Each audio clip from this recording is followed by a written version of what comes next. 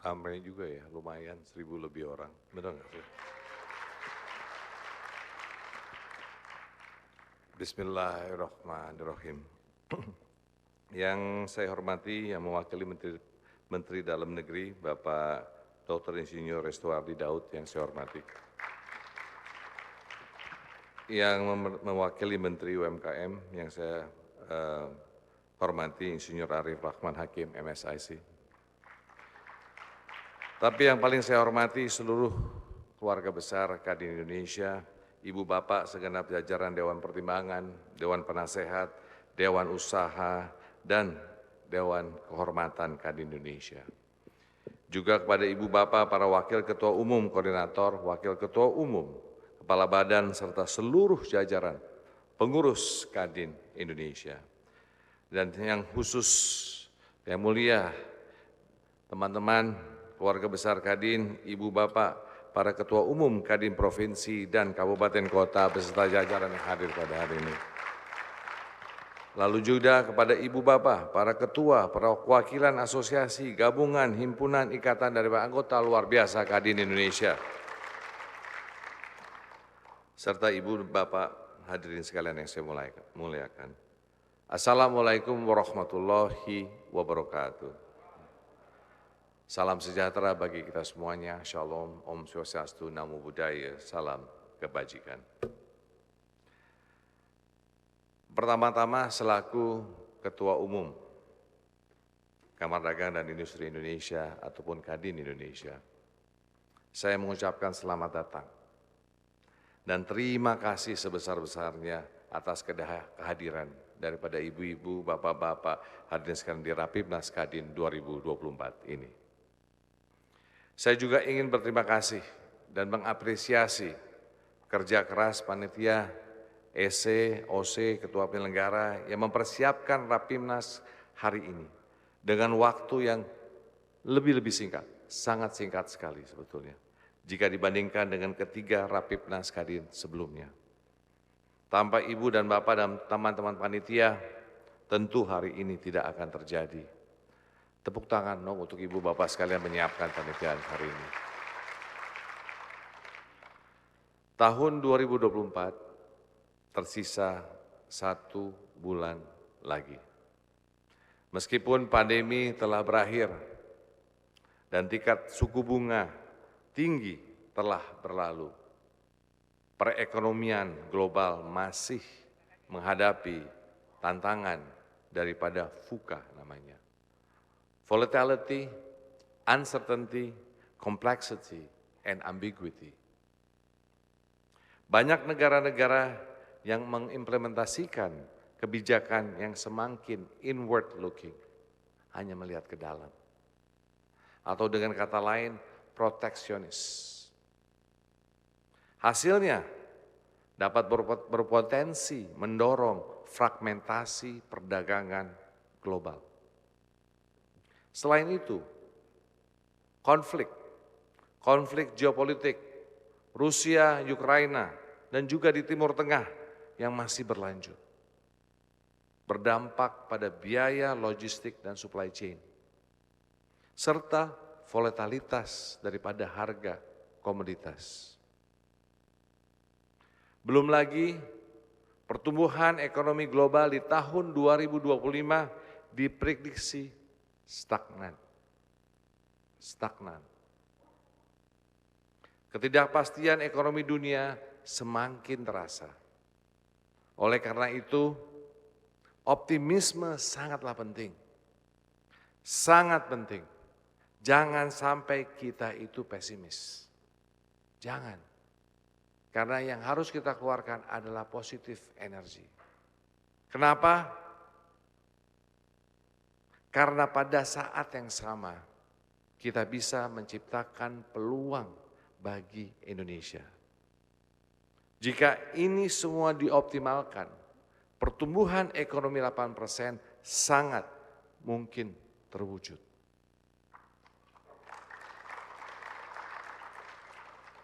Cara-caranya secara lengkap sudah tercantum di white paper Kadin. Dan white paper ini akan kita luncurkan pada Rampimnas ini. Indonesia memiliki potensi dari berbagai aspek. Misalnya dari demografi. Kita memiliki bonus demografi dan angkatan kerja yang terus bertambah. Di saat negara-negara lain mulai mengalami aging population, apun tambah tua. Jika kita keluarkan melalui vokasi dengan dukungan swasta, serta upskilling dan reskilling, kita bisa mencetak lebih banyak sumber daya manusia unggul sebagai motor pembangunan. Dari aspek industri, Indonesia berkontribusi lebih dari 50% produksi nikel global. Nah, dengan mengembangkannya di ekosistem electric vehicles atau manufaktur EV melalui hilirisasi, ini akan memiliki multiplier effect yang luar biasa terhadap sektor-sektor lain dan membuka lapangan kerja. Indonesia juga punya UMKM. UMKM sebagai tulang punggung ekonomi nasional atau 90% dari total usaha di Indonesia yang harus naik kelas melalui akses perluasan keuangan serta pendampingan. Dari segi potensi energi hijau, total potensi lebih dari 3.600 gigawatt. Dengan investasi teknologi hijau, kita bisa akselerasi dekarbonisasi dan ekonomi hijau. Terlebih di tahun 2024 ini, kita baru saja menyambut pemerintahan baru di bawah pimpinan Bapak Presiden Prabowo Subianto. Baru beberapa minggu menjabat, Bapak Prabowo langsung ngebut. Melakukan lawatan ke berbagai negara yang menghasilkan komitmen investasi senilai 18,5 miliar US dollar dan itu luar biasa. Tepuk tangan dong untuk Pak Prabowo dan untuk Indonesia. Dalam keadaan yang tidak baik saja di global ini. Ibu, Bapak yang saya hormati, ekonomi dunia akan semakin banyak tantangan ke depannya. Resiliensi Indonesia perlu kita jaga. Peluang-peluang ekonomi perlu kita optimalkan.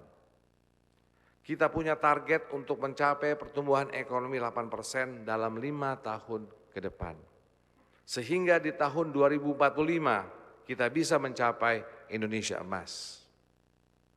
Hal ini butuh gotong royong besar. Dan peran dari sektor swasta menjadi sangat penting.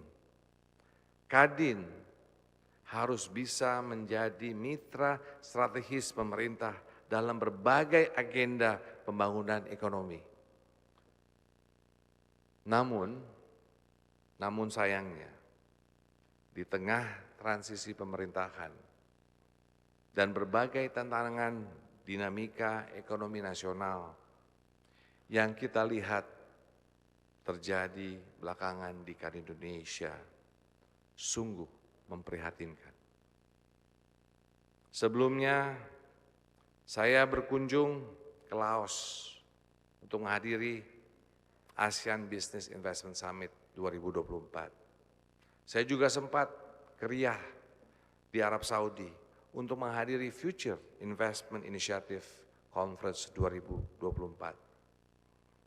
Beberapa kali lawatan ke berbagai negara, pertanyaan dari kawan-kawan, pengusaha cuma satu, yang dari luar negeri. What happened to Kadin Indonesia? What happened to Kadin Indonesia? Sedih. Apa yang terjadi di Kadin Indonesia? Apa yang terjadi? terjadi di Kadin Indonesia.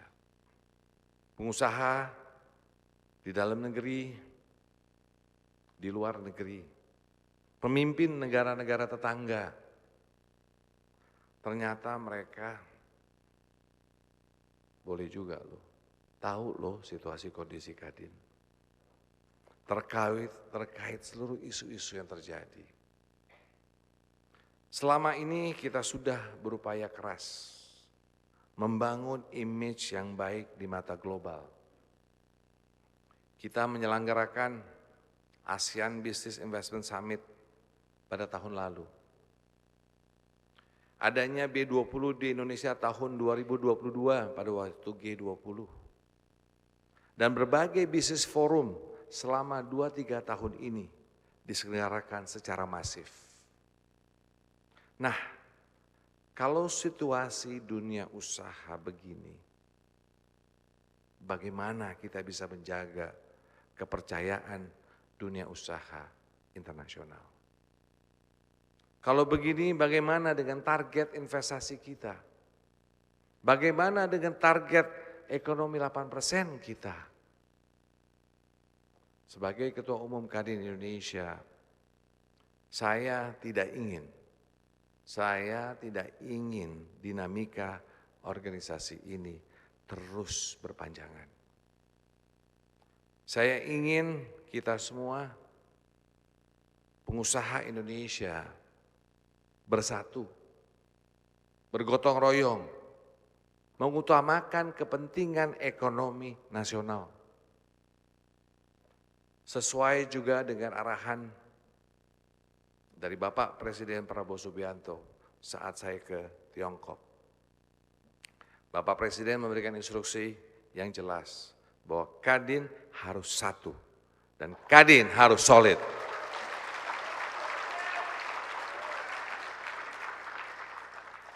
Oleh karena itu pada Rapimnas hari ini, selain bertujuan untuk mengevaluasi kegiatan Kadin setahun belakangan, dan merancang program kerja 2025, kita juga akan mendiskusikan langkah ke depan dan membuat keputusan-keputusan terkait dengan solusi penyelesaian dinamika organisasi dan Munas.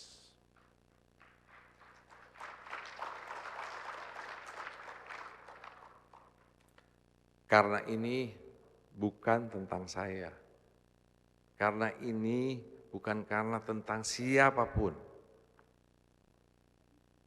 Sebagai seorang nahkoda, saya akan terus bertanggung jawab. Saya akan terus bersama teman-teman menjaga marwah Kadin. Namun, jika Munas terselenggara, saya tidak akan maju. Karena saya tidak akan mempertahankan posisi atas dasar kekuasaan. No. Karena Kadin harus tetap satu. Kadin harus solid, tegak lurus kepada undang-undang dan keputusan Presiden atau Kepres sebagai mitra pemerintah.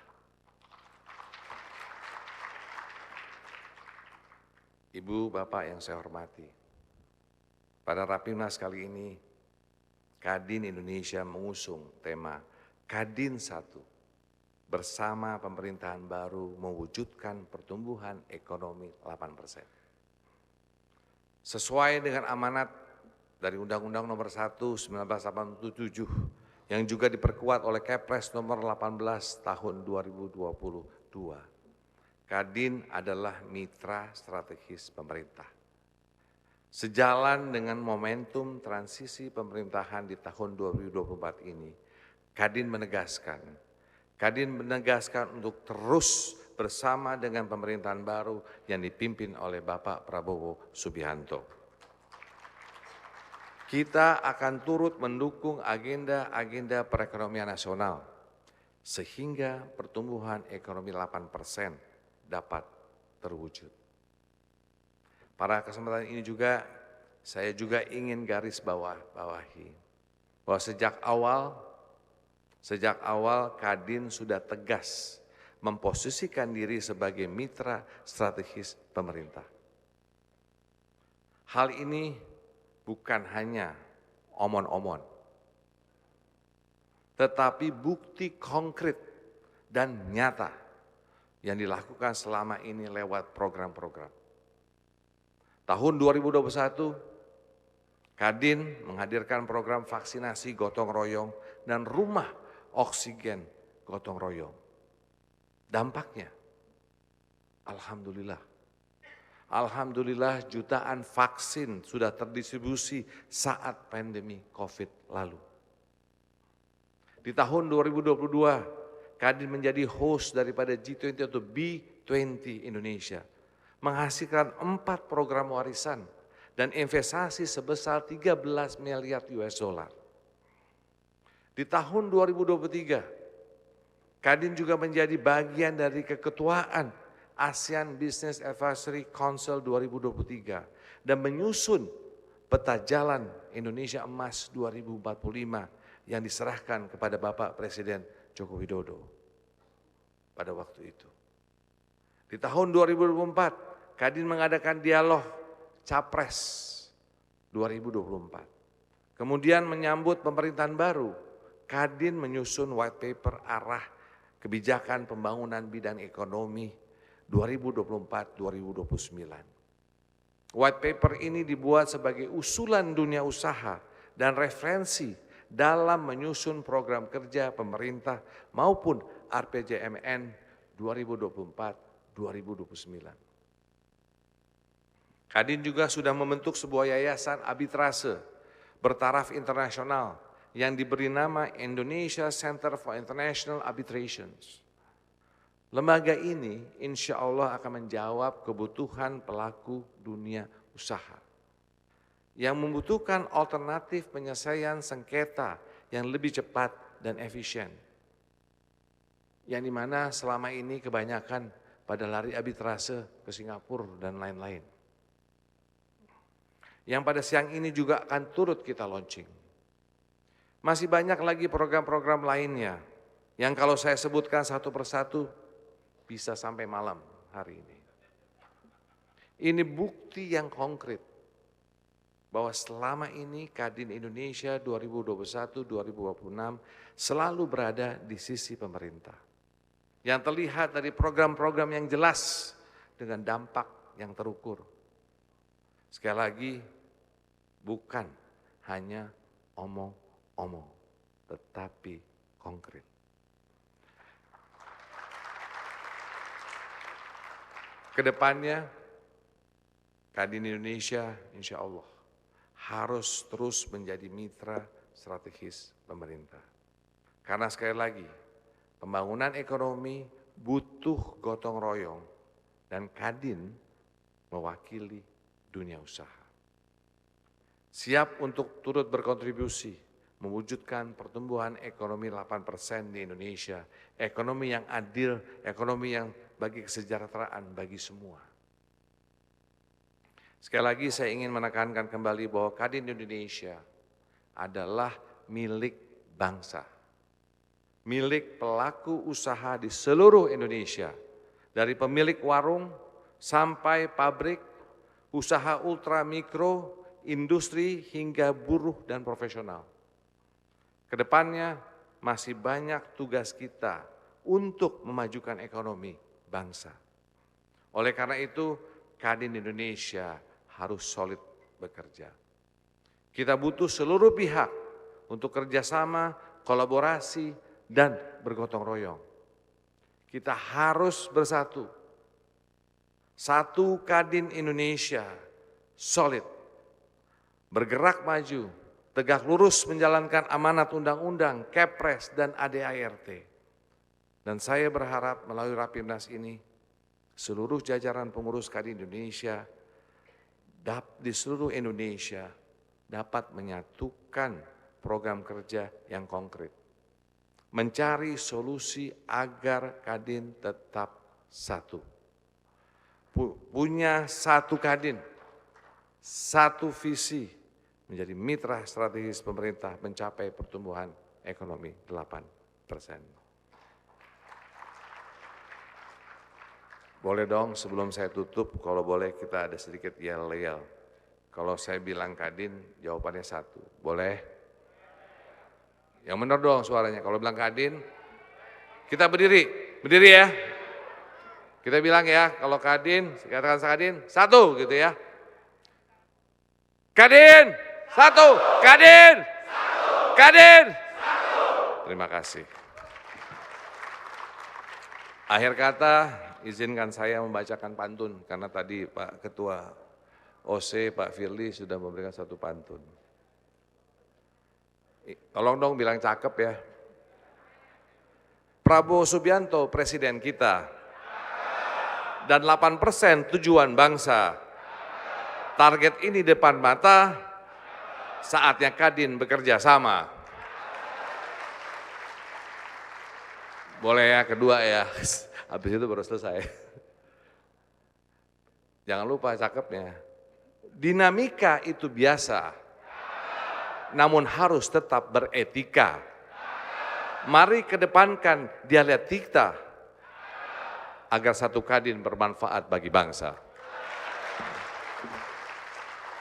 Terima kasih. Wassalamualaikum warahmatullahi wabarakatuh.